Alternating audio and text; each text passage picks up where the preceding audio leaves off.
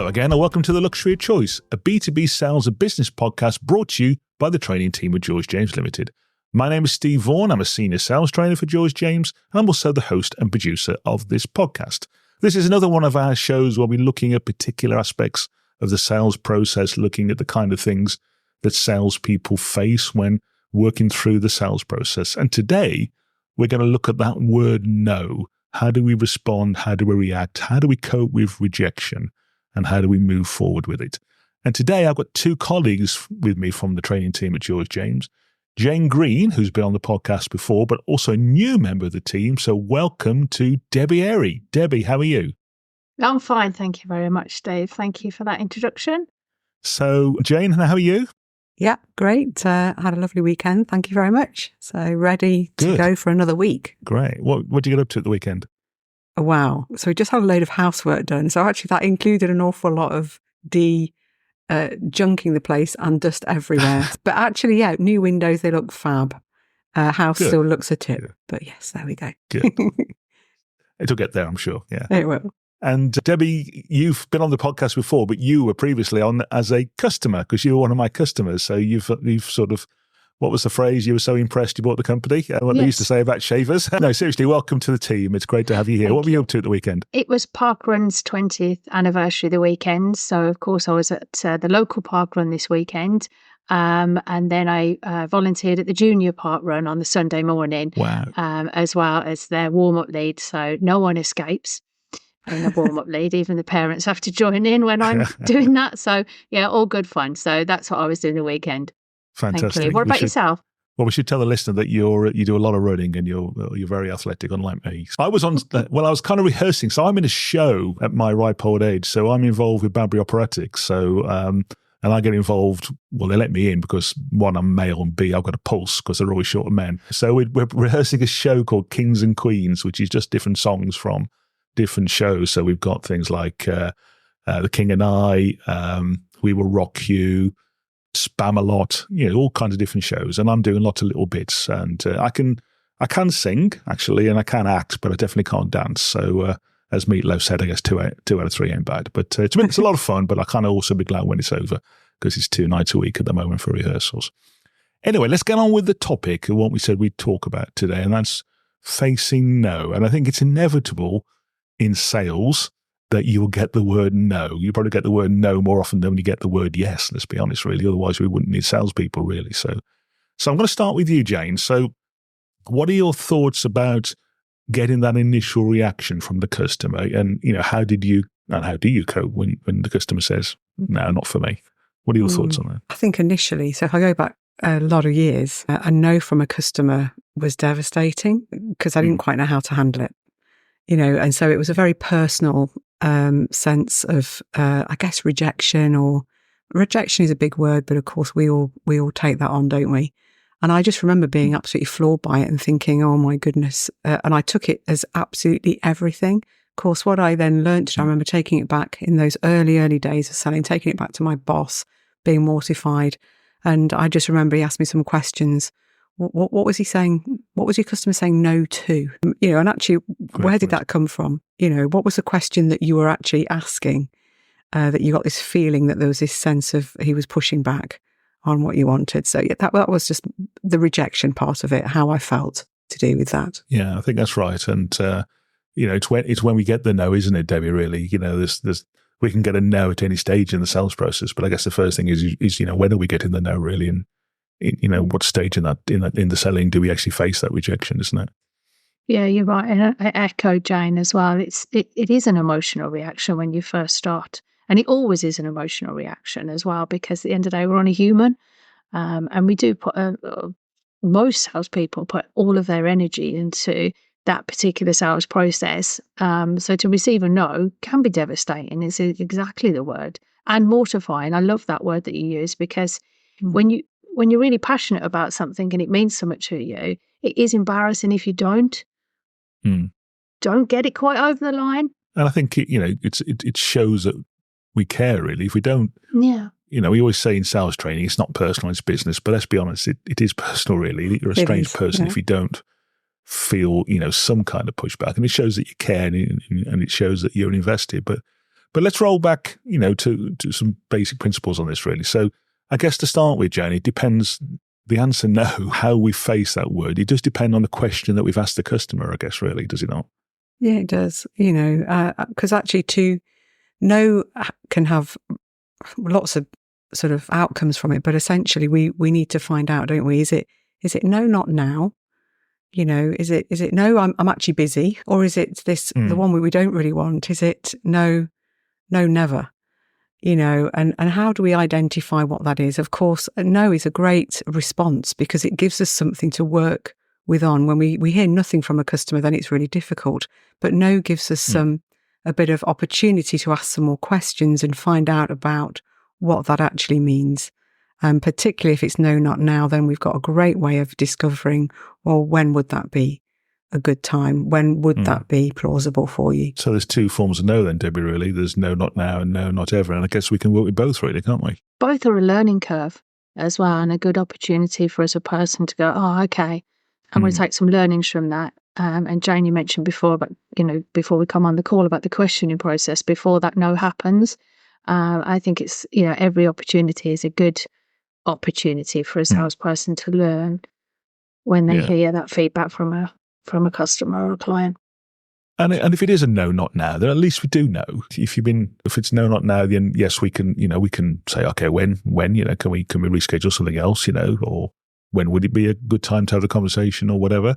But if it's a no, not ever, we can also work with that as well, because at least we know, at least we can say, all right, I'm probably never going to do any business for this particular customer and this particular account. I can at least put that into my business plan. I can say, well, that one's for now off limits. What else have I got to work on? What can I progress? Where can I move? At least we know, and we can move forward. And I guess also, as I think you said earlier, Jane, when we were talking before we started recording, I guess it does depend where in the sales process we get that no as well, in terms of how we move forward from it, really. Is there something to think about there? Yeah, absolutely. If we're in the early stage of a process, it depends who we're talking to, of course, when we get that no. If it's very early on, we might be talking to an end user that's really excited about a piece of equipment that we've got. Actually, they may not have some of the decision-making power to be able to go with that. So, of course, people are busy and some people just want to push us away quite early, but they might be obviously intrigued.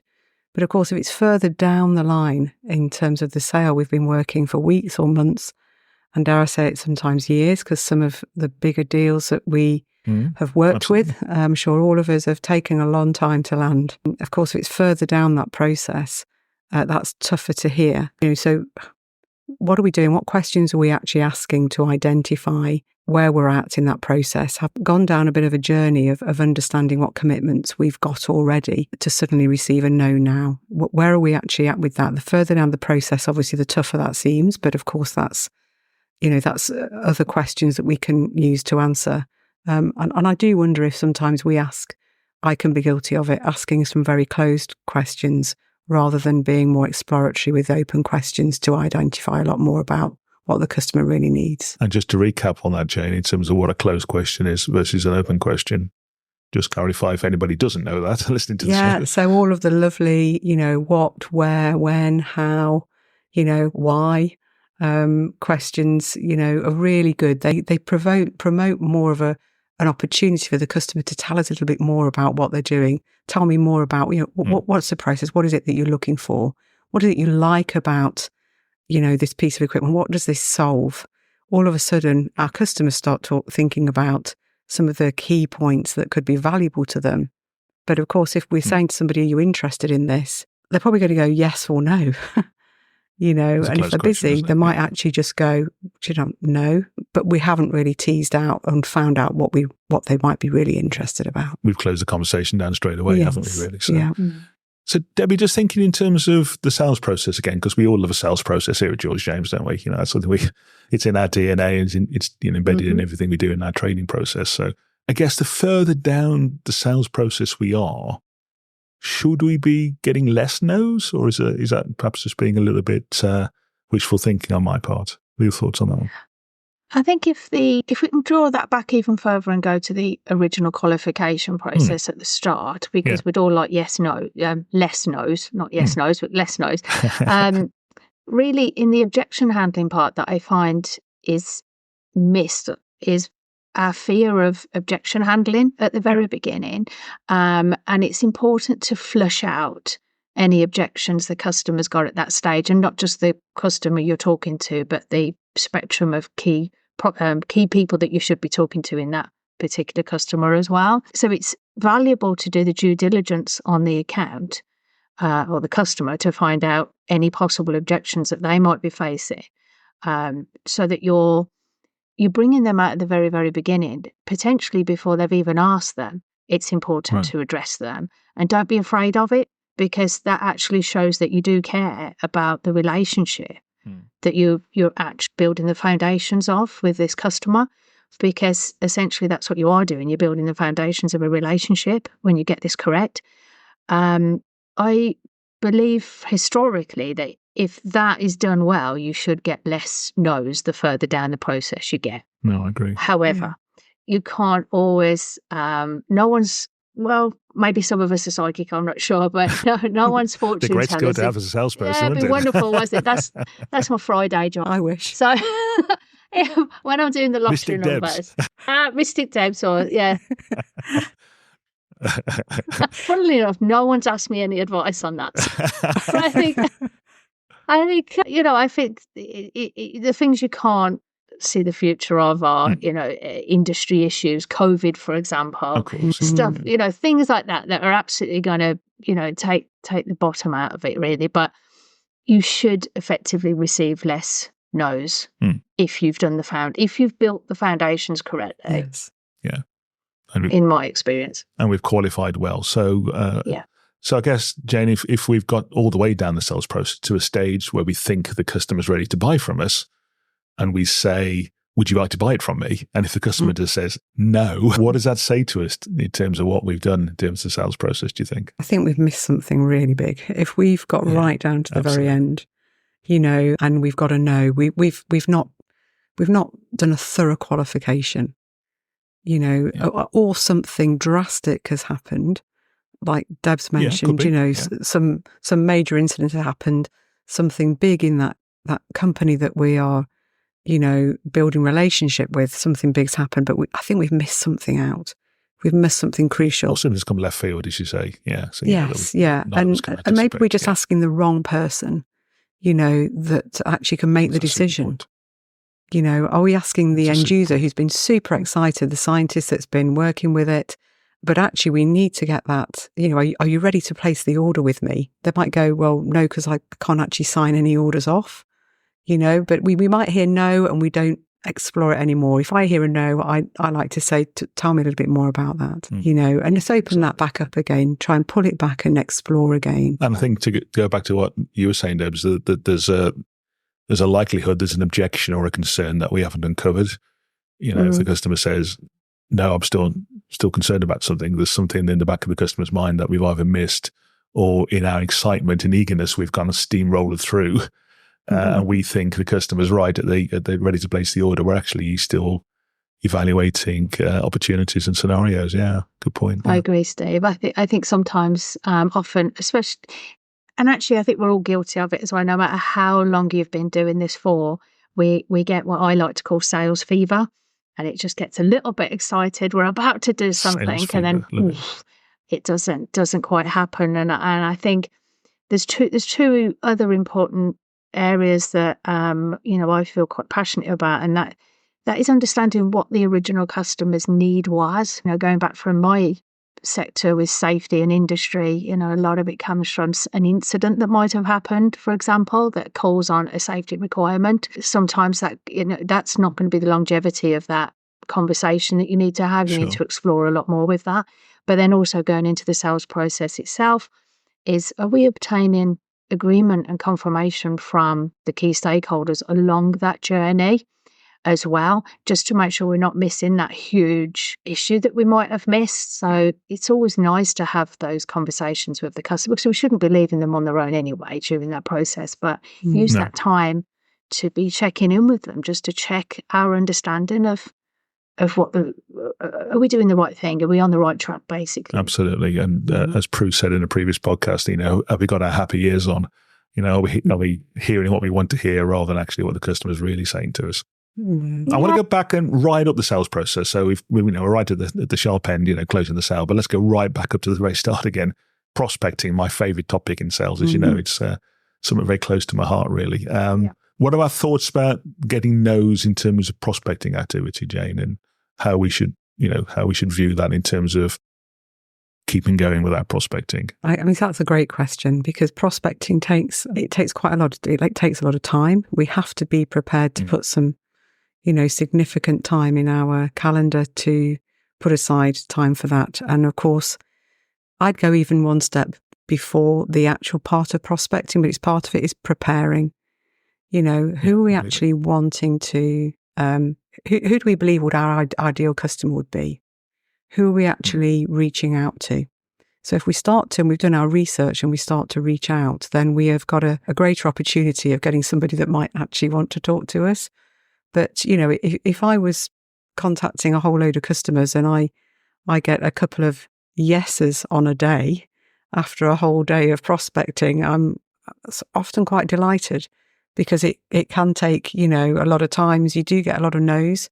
People often don't have the time, and it may not be that actually our products aren't the right fit for them, but it may just be that the timelines that they're looking at, with projects that they've got on.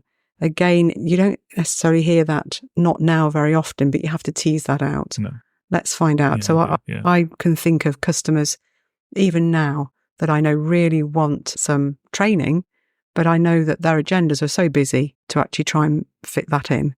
So just making sure that we're keeping at the right time, but we expect a lot of no's. We expect a lot of no's often when we're prospecting, but let's make that easier by at least making sure we're going to some people that we think, okay, these would be my ideal customer. And if we're not so sure, practice on some of the people that aren't our ideals while we get our sounding right, where we get our questions right. For me, emails tend to get a lot of non-response, and that can be kind of like, oh, wow, I've sent a million emails out, I've heard nothing back. But actually picking up the phone, getting an opportunity to speak to somebody gives you more inroads. But that's my personal preference. No, me too. These supercomputers that we walk around in our pockets or our purses that can control our life and take photos of everything, they still make phone calls, don't they? They do, surprisingly. We forget that. So it's bouncing back from rejection, resilience, thick skin, all that kind of stuff, Debs? Is that what we're saying here when we're prospecting? It is. Prospecting is something that is close to my heart, actually, because it goes into the strategy of the business as well. Completely. And it is fundamental, actually. It's not. I think sometimes we think it is just a numbers game, essentially, but actually it's not. There's a lot more science to it than that. In my experience, very much so. And I think if the strategy is correct, then the prospecting will be a lot more fruitful. Because from my experience, a strategy has got to look at the appropriate verticals that business is going after, the industries, the current trends. Are those people that are actually going to be interested right now? As you said, right time, right place. Is it the right customers that the business is going for at that moment in time? Have the people got time to do the prospecting?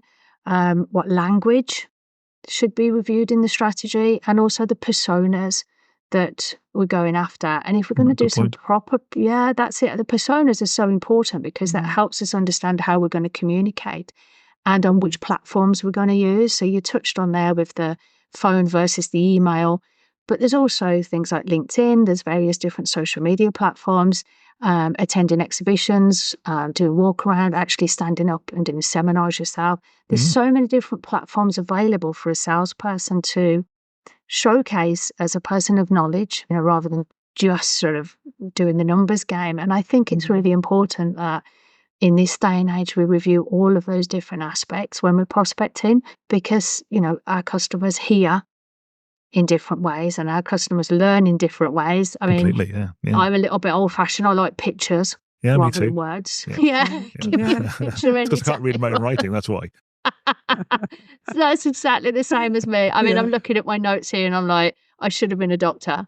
So it's a mess.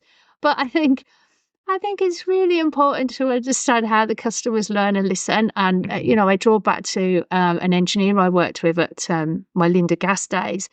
And I met him, and he was the most amazing mechanical engineer. And he said, "How do you learn?" And I said, what are you on about?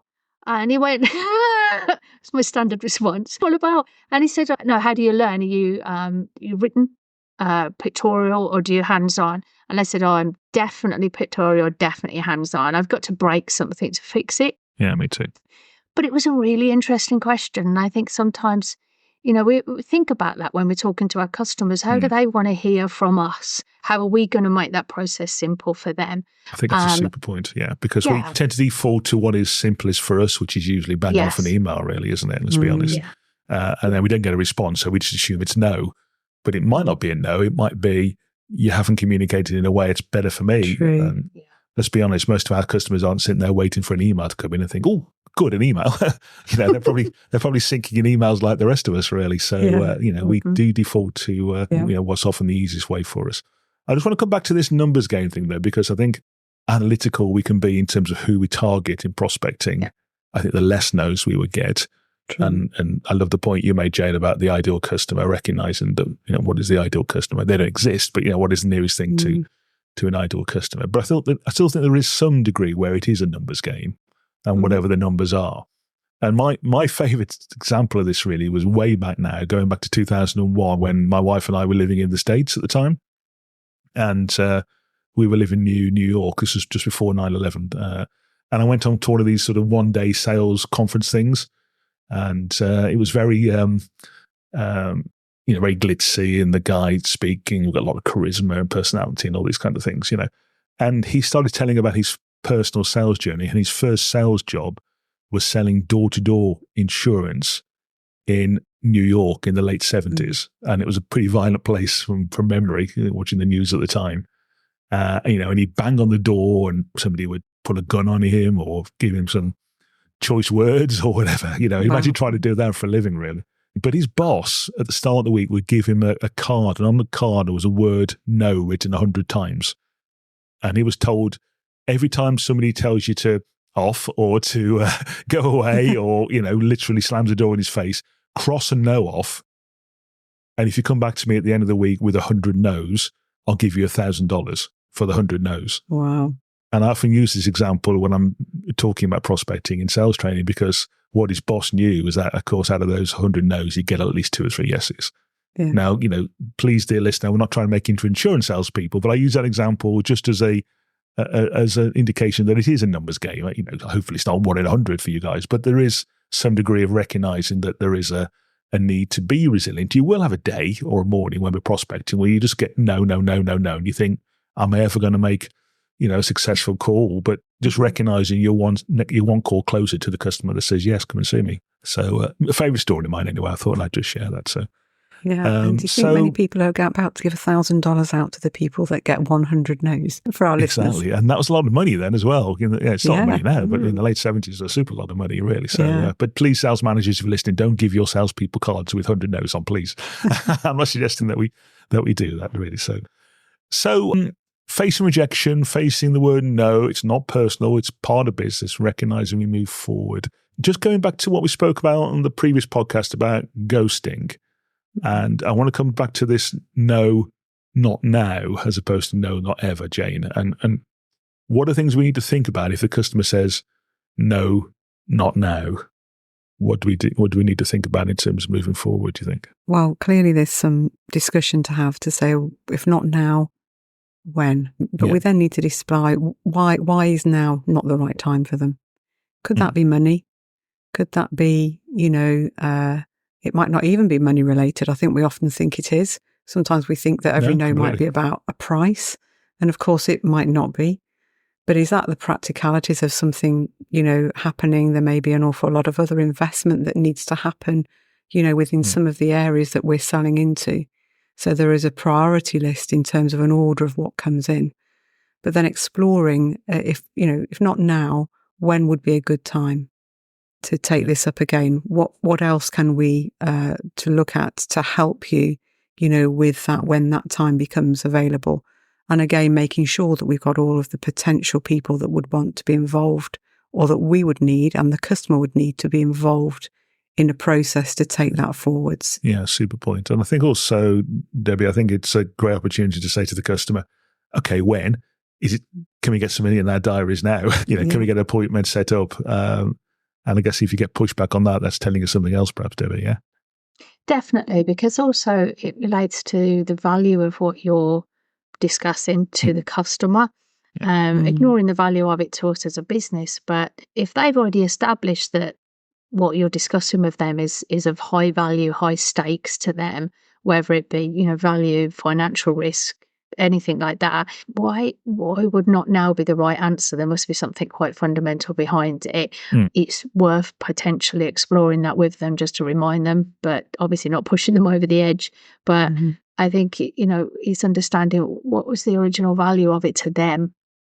Yeah. As well. Yeah, exactly. Why do we initially have the conversation in the first place? Really, because that could shorten that. Yeah, and during that call, if we can then re-establish the value of it to them, and you are putting another date in the diary, it should shorten that gap a little, just by putting a bit of a flag on it. Yeah, completely. And I think that date in the diary is key, isn't it? That's the bit that I think we can walk away from at times and agree that we'll speak later, but we haven't actually put something in and secured some sort of timeline to be able to know what that next action point is, that we've got a commitment to actually speak at a specific time. And I think it's a classic way that people use to get rid of salespeople, really. Oh, no, I'm not in the market right now, or I've got no money right now. And I think just to not sort of completely give up at the first pushback, if we are, just have the confidence to say, okay, so understand that, when would be a good time to get together then, and could we get something agreed in our schedules right now? And I think that would just be a good response rather than just giving up at the first get-go when we do get that rejection. Because I think customers have learned most salespeople give up at that stage, really. And, the ones who succeed in this business are the ones that know the difference between being persistent but not being a nuisance. Yeah. And I can't tell you, if you listen to us on the podcast, I can't tell you what the difference is for you. Everybody's different, but it's knowing that just giving up at the first pushback, we probably need to be a little bit more persistent than that, really. But not so much that we're completely becoming a complete nuisance and a pest to the customer. There's a balance there, clearly. But I think common sense applies there on that one, really. So definitely, Steve. I mean, no one wants to have restraining orders at the end of at the end. Okay, yes, that's probably not a good idea, though. I wouldn't recommend it. No, probably going to be the end of your sales career if that happens. So, there is just know the difference between being persistent and not being a complete pain in the backside.